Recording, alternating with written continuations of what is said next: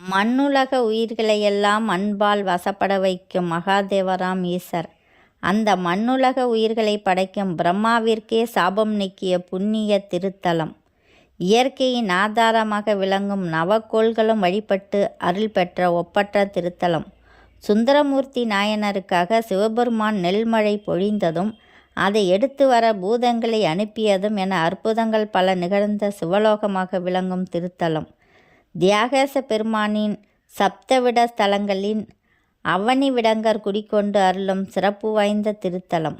ஏறக்குறைய 3ஆம் நூற்றாண்டிலேயே அமைக்கப்பட்ட மிக தொன்மை வாய்ந்த திருத்தலம். திருஞான சம்பந்தர், திருநாவுக்கரசர், சுந்தரர், பரணதேவ நாயனார் என எண்ணற்ற தொண்டர் பெருமக்களால் பாடல் பெற்ற திருத்தலம்.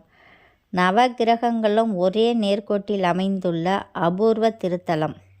இறைவன் வெண்மலர் மூர்த்தியாக புட்டிடம் கொண்ட அழகிய திருத்தலம்.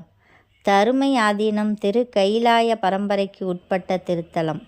இவ்வாறு எண்ணற்ற சிறப்பம்சங்களை கொண்டுள்ள முழு வீடியோவையும் பார்க்க கீழே உள்ள லிங்கை கிளிக் செய்யவும்.